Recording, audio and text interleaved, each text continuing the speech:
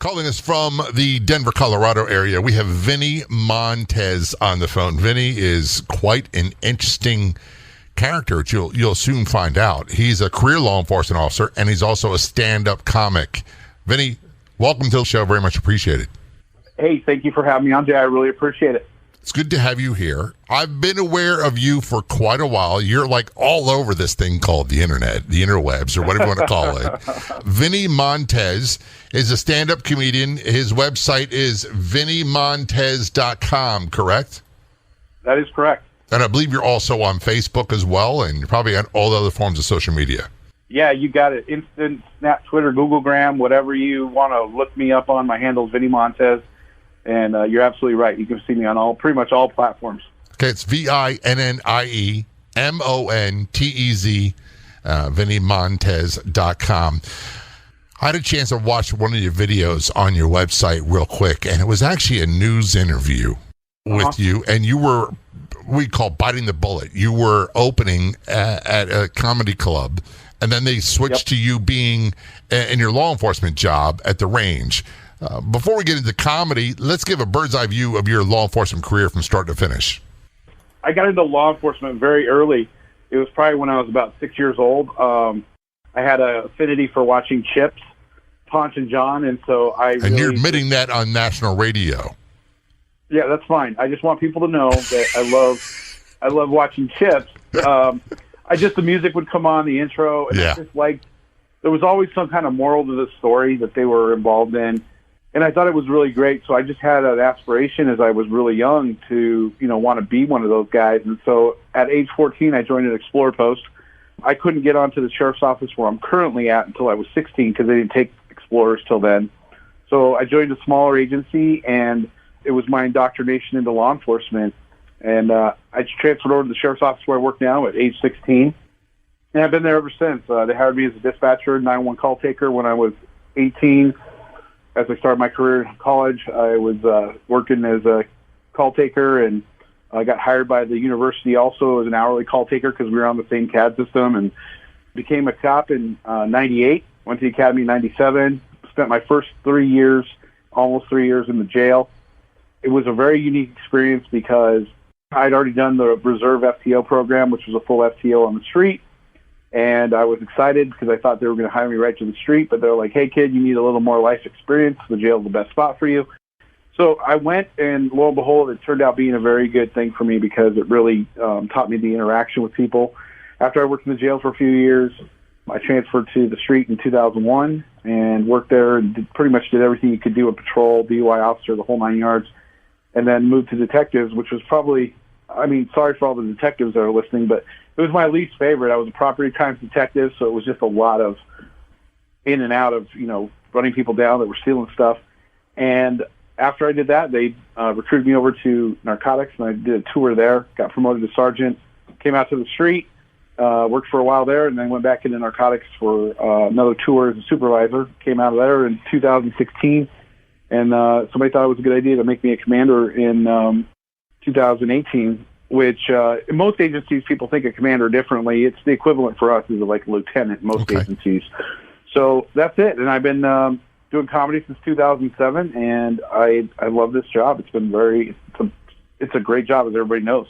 There's a lot of parallels in your career and mine, which we'll go into in a moment. But first, we got to go back to the whole Chips thing. I remember Chips. I remember watching it. The question is, I'm sure a lot of people listening right now are wondering, who did you relate with more? Ponch or John? Probably Ponch. Okay. Ponch. Do you have the smile? Because he had that smile. I do have a pretty good smile. I have an eyebrow that sticks up pretty well too.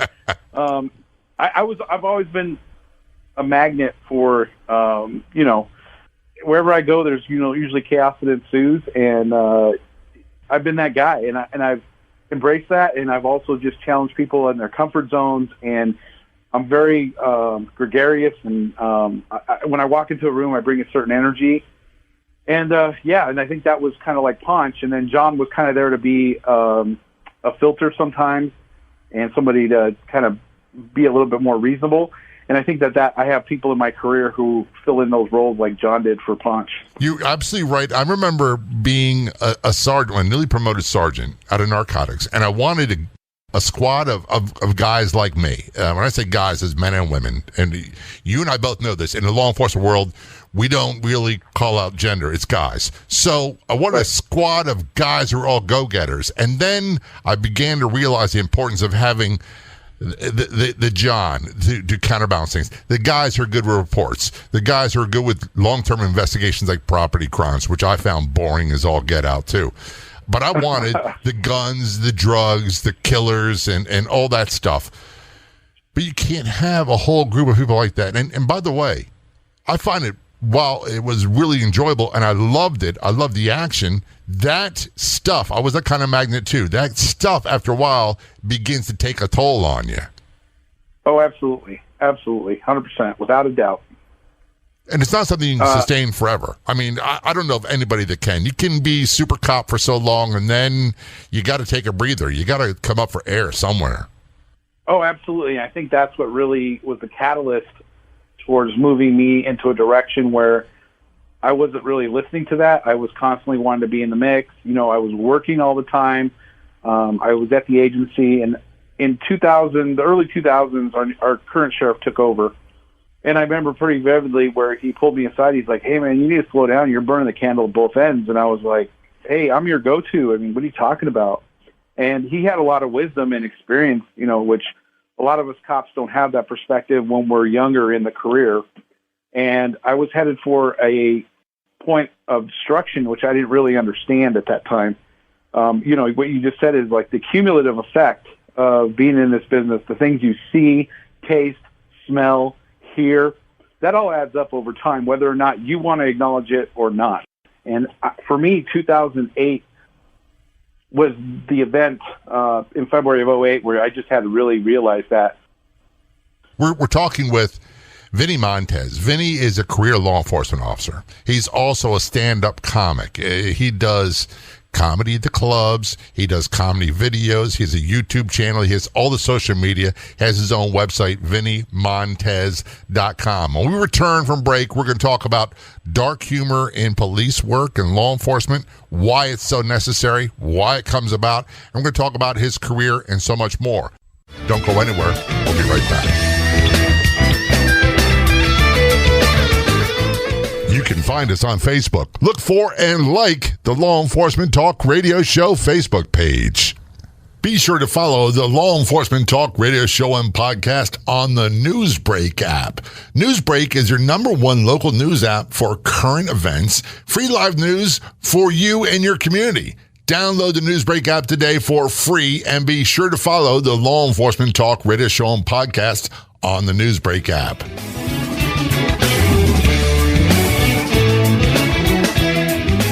Return conversation with Vinnie Montez. Vinnie is a career law enforcement officer out of Colorado, and he's also a professional stand-up comedian. I got to tell you, Vinnie, I love comedians, and I'm very particular. There's certain ones that I really, really like.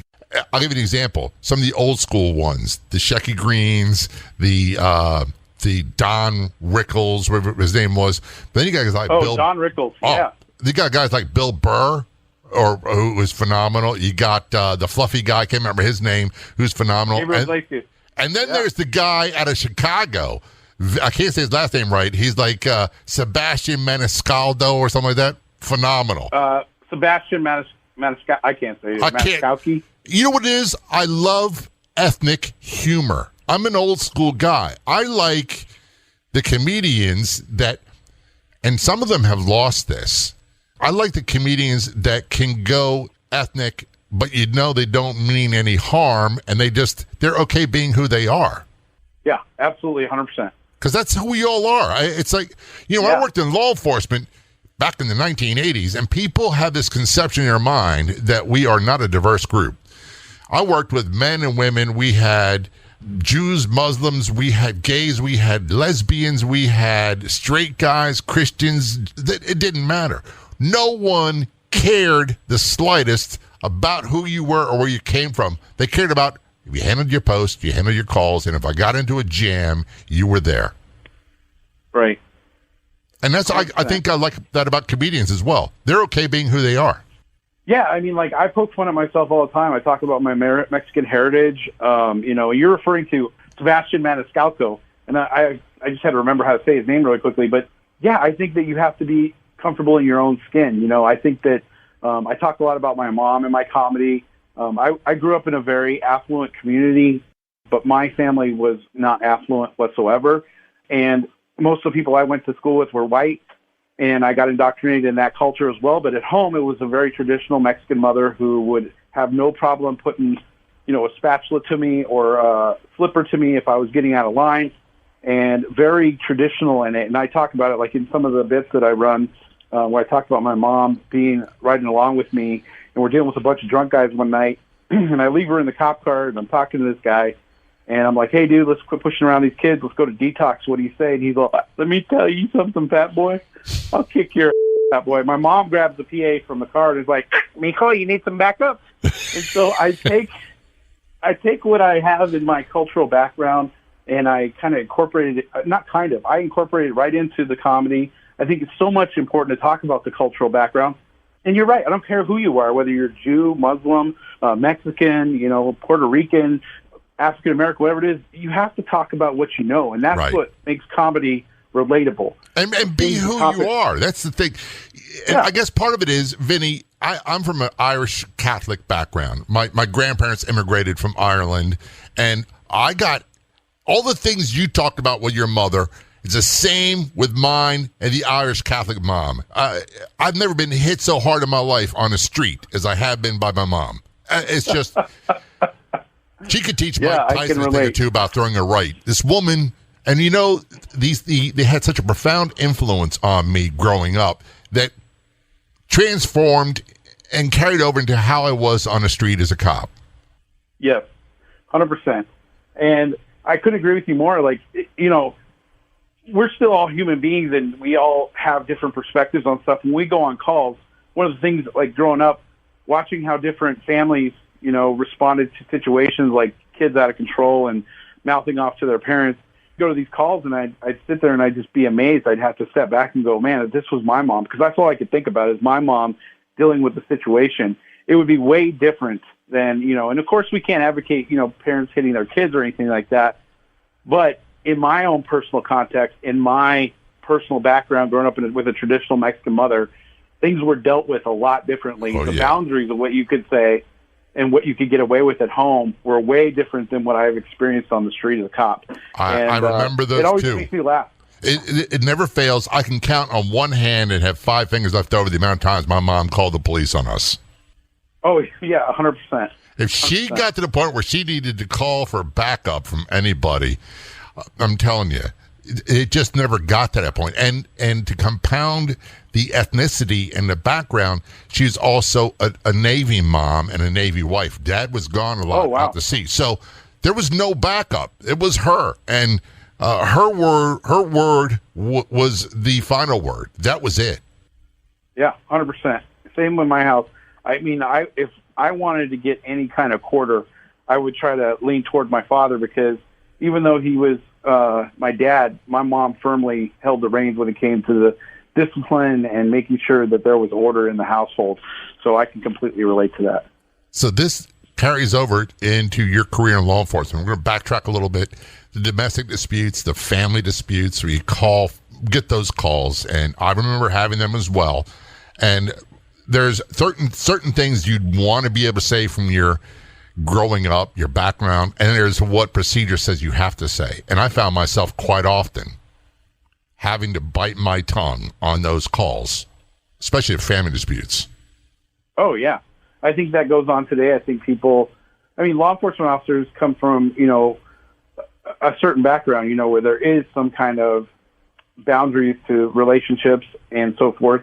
And, they see things a little bit differently. And you're right. They have to bite their tongue. I know I've been on calls where I wanted to share my personal opinion, but there's no room for that oftentimes. Sometimes relating to people, you share personal experiences if you choose to, but you really do have to bite your tongue. And sometimes that adds pressure to the cops, because they're like, they never, they got to fill a role, but they don't ever get to say what they really want to say.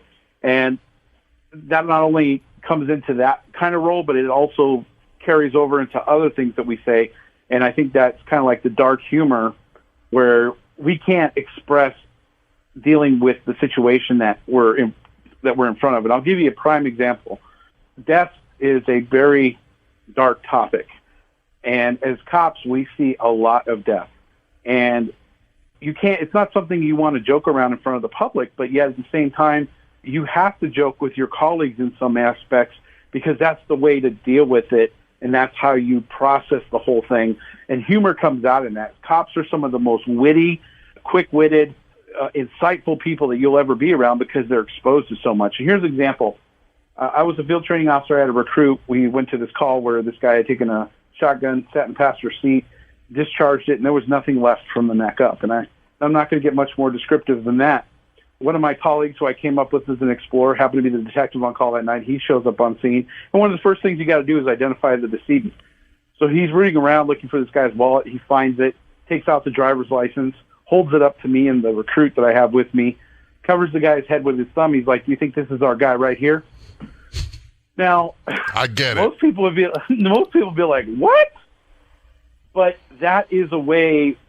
Well, we're dealing with things that we're on scene with. This wasn't done in a public forum. This was done, amongst us in a group. And that's what we call coping skills. We're going to take a short break. We're talking with Vinnie Montez, career law enforcement officer and stand-up comedian. Don't go anywhere. We'll be right back. If you want to be a guest on the Law Enforcement Talk radio show, simply contact us. It couldn't be easier. You can send us a message on Facebook. Look for and like the Law Enforcement Talk radio show page or email jay@letradio.com. That's JAY@letradio.com.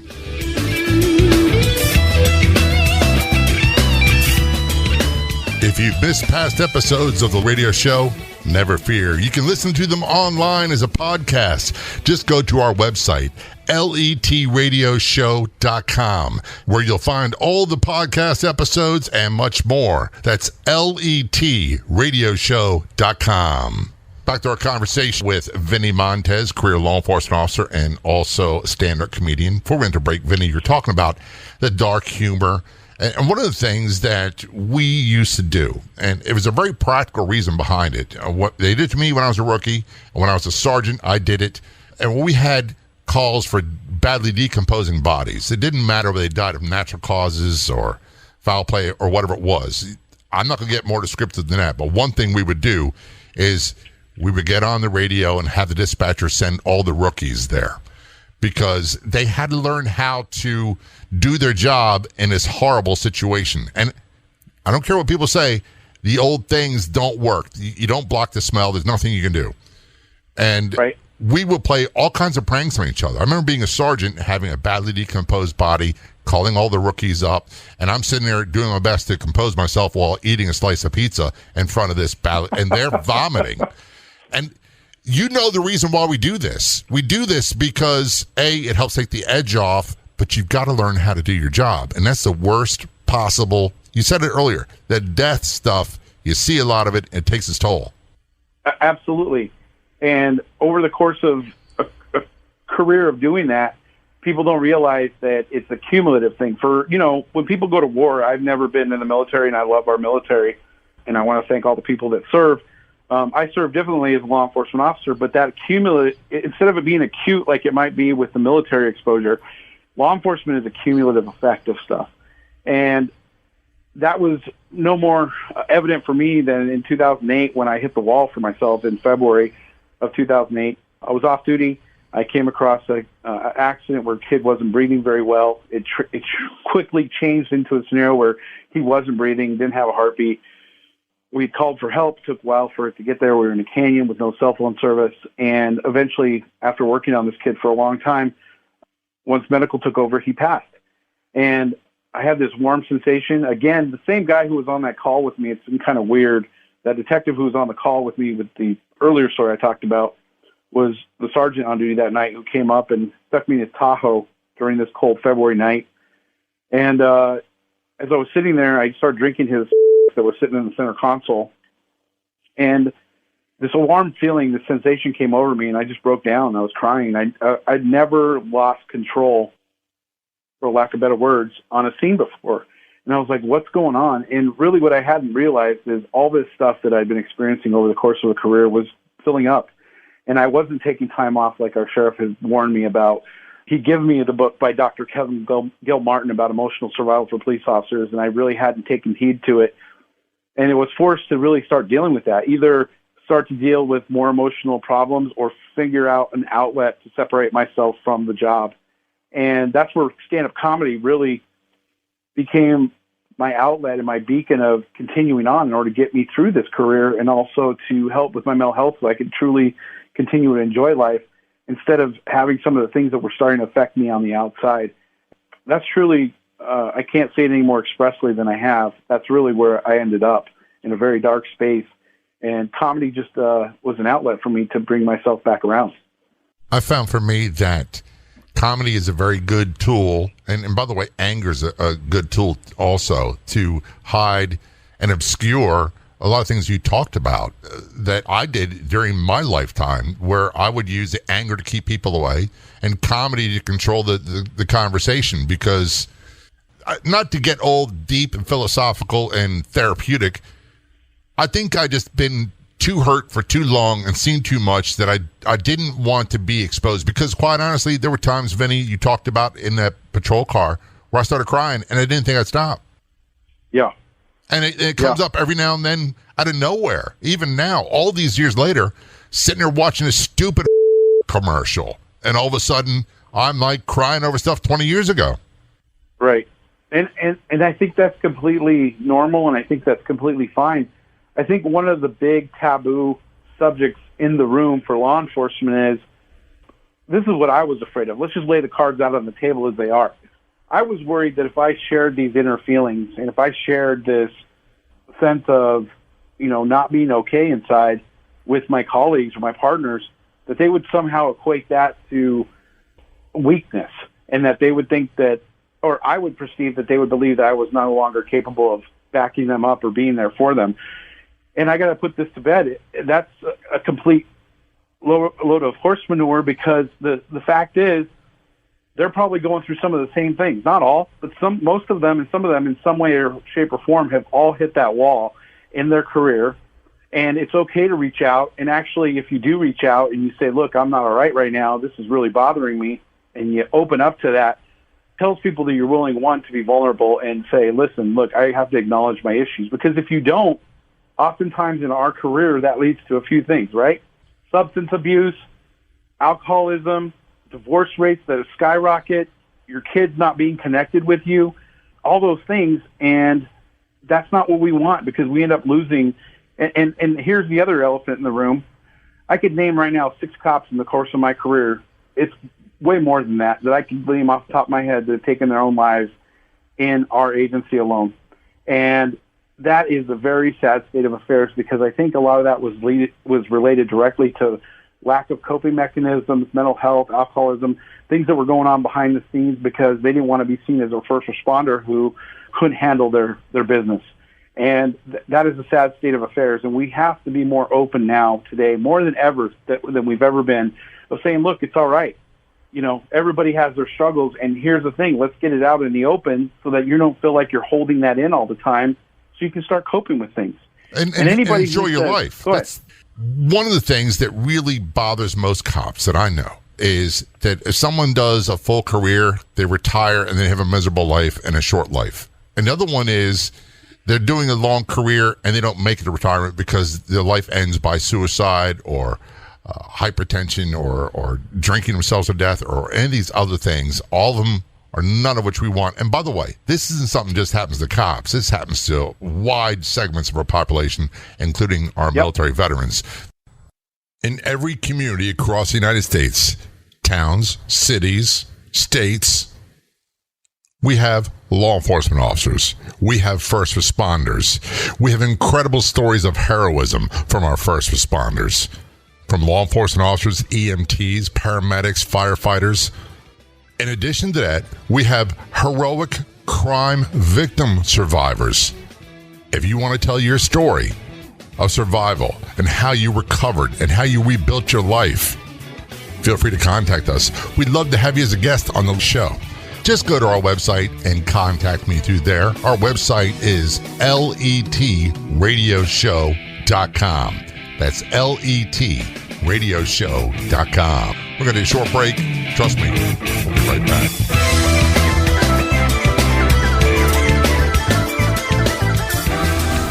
Whether you're an aspiring podcaster, new or published author, speaker, content creator, visionary, or a dreamer crafting your message, now is your moment to shine. At CreativeCon 2024, you'll discover how to position yourself as an industry leader and leverage podcasting, publishing, production, and promotions to maximize your impact. For those seeking purpose, we'll ignite your storytelling passions and guide you to a more fulfilling path. To secure your tickets for this one-of-a-kind live event taking place at Chicago's Metropolis Performing Arts Center on February 17th and 18th, visit creativecon.com. That's CRE8TIVECON.com. Get your tickets today. The future is yours. Speak it, write it, live it.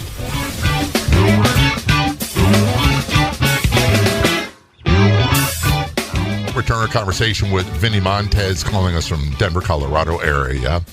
And he's a career law enforcement officer and also a professional stand-up comedian, both of which, I'll be honest with you, I love to laugh, and I love police. And there's very few people in the world that can get me the way that police do and get me to laugh the way they do. They understand me. I don't know what it is. Yeah. Well, I think that's why people really like the comedy when they see me, especially not just police officers, but the community and then all the other EMS people, because it's relatable. They understand where I'm coming from. Like there's nothing that you can come up with in the comedy world that's really relating to the situational comedy that I talk about. Yeah, man, I think that there's a lot going on in our country right now. You alluded to this earlier. It's a bigger problem with mental health stuff that's going on. We're all kind of going through our own trauma right now, being confined and quarantined with COVID. So humor, I think, is got to be the one thing right now today that people need to be looking out to and sharing a little bit of humor. It's hard when people are being funny and joking around to be angry. It's hard to be boxed off and, in a little cave somewhere. If humor is brought into your life and nothing, I guess what I'm saying, Jay, is when I'm performing or when I'm watching people watch my videos, which is kind of a weird thing, and they're laughing and they're enjoying themselves, it just makes me get a lot of fulfillment inside, because humor is just that one thing. If you can crack a smile on a scene, if you can crack a joke with somebody that you're in contact with and find that common ground, and it just leads to so much positivity. And there's really so many stories in our police careers that do translate well. They become very, very funny when we know how to elaborate and tell the story. There's some, when we get into the war story conversations, I'm crying, I'm laughing so hard. And I know you get what that means, but when I try to tell that to a civilian, someone who doesn't have a concept of policing other than what they see on television or the movies, it doesn't work. So I don't have those conversations a lot with people who don't understand. So, but I'm going to get back to something you said.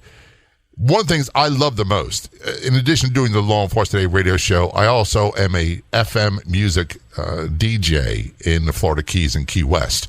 And typically I play a lot of music, and then it's about a minute break, and I'll say something, and it's a very quick hit, a very quick punch line, a very quick story, because you don't have the luxury of time. And I like being able to know that for at least 1 minute out of someone's day, I can put a smile on their face. 100%. I can't save everybody's life. I learned that in policing a long time ago. No matter how hard you try, you can't save. Everybody needs to be saved. When you have those children like that little one you talked about, they rip a part of your soul out of you. And you do everything you can, and we second guess ourselves, we beat ourselves up, we do everything like, what could I have done differently? Could I have saved this person? I can't do that, but I can make someone smile. You can make someone smile, and you allude back to that situation that I had. It's a lot about perspective too. For a long time I felt bad because I had to experience that, and I sat down with the commander that I was working for at that time, and he told me something that I still will never forget to this day. And Steve, if you're ever listening to this, I told you this to your face, but he told me, Vinny, you're looking at it as it happened to you. Look at it as like this. if that was my kid that was in that situation and, you know, they were going to go out the way this kid did, at least somebody that had a warm heart was with them. And if it was my kid, it would have made him happy to have somebody like me there with him. And I was like, man, that's really deep. Holy cow, I never even thought about it that way. But it was all about the perspective. And I think that is the same way that fits with law enforcement. You know, not everybody's going to always agree with law enforcement. You know, you see a lot of rhetoric on social media, especially about cops are bad and, you know, all these situations where people try to elicit, you know, response from cops that are negative. But that is in every facet of this world. And the thing that I always take away from it is it's such a small representation of what truly the men and women who are out there doing this job really represent. There's so many good things that are going on. You know, you have like dancing cops. Oh no, it's the Popo in Columbus, Ohio. One of my colleagues, he is out there on the street constantly, you know, engaging with kids. There's so much positivity coming from it. And let's be honest, one of the biggest questions that I get asked after I get off stages, especially when I do a show in the public forum, is, man, are you really a cop? I've never met a funny cop before. And you think about that, you step back and you go, yeah, you're probably right. I mean, the only time people see cops for the most part is when they're getting pulled over, the cop is responding to a disturbance, a family disturbance, or whatever the call is. Nobody ever calls the cops and says, now an emergency, yes, my kid just graduated from college tonight. Look, we're having a formal dinner. We're going to have all kinds of stuff, cake and ice cream. Send the squad over tonight so they can partake with us. Nobody does that. It's just not a reality. Wouldn't that be nice, though, if they did? It would be nice. I remember being invited to people's cookouts when I was working because I was a patrol officer and at a certain post. They're like, hey, come in and have a burger, because people got to know you. But they didn't know. Here's what's weird, Vinny, is I remember the first time I got shot at by somebody, and it was two kids that were car thieves, an insignificant crime. And by the way, I had the same feeling for every one of these that occurred. I was like, why are you trying to shoot and kill me? You don't even know who I am. I'm just a cop in a uniform. You have no idea who I am as a person. Wow, you just touched on a huge topic, man, for me, because I want to argue this all the time. Like, one of the things that I find very interesting after doing this job for more than 20 years is everybody that we have in the public forum, the citizens out there want to be seen as their individual. And when we respond to their call, they want to be treated as an individual. They want to be heard. They want us to understand the circumstance and react based upon that individual circumstance, not a canned response. And a lot of the interactions that I'm seeing today in law enforcement are the opposite of that. Just because the officer wears the uniform, they don't afford them the same thing. They want to, you're a cop, so, am I being detained? We go into that whole rhetoric of, am I being detained? What's your probable cause? What's your reasonable suspicion? But really, truly, the question that should be asked is, why aren't we seeing that being done the same way? Is the cop that's at the door, the person who you're in contact with, is an individual. They pay bills just like everybody else. They have social problems just like everybody else within the family household. They've got a wife or a husband at home, kids to have daycare with. Everybody in this country deserves to be heard in a certain way, but I agree with you. The cops have to be looked at the same way as individuals. If I come up on a scene and I'm a pain in the butt and I'm a jerk, fine. Deal with me on that merit. But if I show up and I haven't done anything like that, at least afford me the opportunity to show my true colors before that judgment is made. And, it's hard to say that because, people have a lot of preconceived notions based on what they see in social media and so forth. But if there's one ask, and I do underline the word ask, let the officers out there that you come in contact with, earn their merit as to whether or not they deserve, to be treated fairly, because most of the time, 99% of the time, those officers out there are just trying to do what they're supposed to do. And I kind of went off on a tangent there. You're absolutely right. 99% of the time, they're doing a great job under really, really bad circumstances with very little equipment and a lot less training than you'd realize. Before we run out of time, Vinny, I want people to make sure they can find out where they get more information about you and your comedy online. So they can go to VinnieMontez.com. It has everything there. I was so fortunate in 2019. I got asked to do a special by Dry Bar Comedy, it is if you go to drybar.com and you look up my name, you'll see my special on there. It's called Vinnie Montez, Armed and Hilarious. It's a completely clean half-hour special designed to be able to be seen by the family. If you see me in a club, it may not always be clean like that, but this is a great opportunity for people to get exposure to see an insight into law enforcement and how we think about things and the humor that cops can actually bring. I really appreciate that. The other thing is, if you want to just follow me on social media, everything is Vinnie Montez. I do a lot of sketches. I do a lot of stuff, and I really try to do what's called humanize the badge. I'm part of a group, a collective of officers around the country with Officer Daniels, Mike the Cop, Oh No, It's the Popo, Deputy Hookham and Bookham, Officer Brandy. And these people are cops at major law enforcement agencies around the country who are really trying to do that, humanize the badge. And I would not be where I'm at today without having those relationships. And you know this, Jay, more than anything. Relationships are what build foundations and help people be successful. And I just want to give a shout out to them because they've been instrumental in helping me to get where I'm at. And all the officers, those senior guys like yourself who've been around a long time, they helped me navigate some of those landmines throughout my career and not making mistakes. And I just want to give a shout out. People may not realize how important those senior officers are, but I just want to thank you guys so much for all the help you've given me over the course of my career. And I would not be here without the fans that are following me and the people that are watching me. I'm very humbled to be able to be in this forum, to have this kind of outlet and speak to people and talk about my mental health and the struggles that I have, because it's just going to add to creating a better, positive environment for interaction and dialogue. So thank you, Jay, and thank you for having me on the show. Vinny, thanks so much for being a guest. Very much appreciated. I'd like to thank our guests for coming on the Law Enforcement Talk Radio Show. The Law Enforcement Talk Radio Show is a nationally syndicated weekly radio show broadcast on numerous AM and FM radio stations across the country. We're always adding more affiliate stations. If you enjoyed the podcast version of the show, which is always free, please do me a favor and tell a friend or two or three. I'll be back in just a few days with another episode of the Law Enforcement Talk Radio Show and Podcast. Until then, this is John J. Wiley. See ya.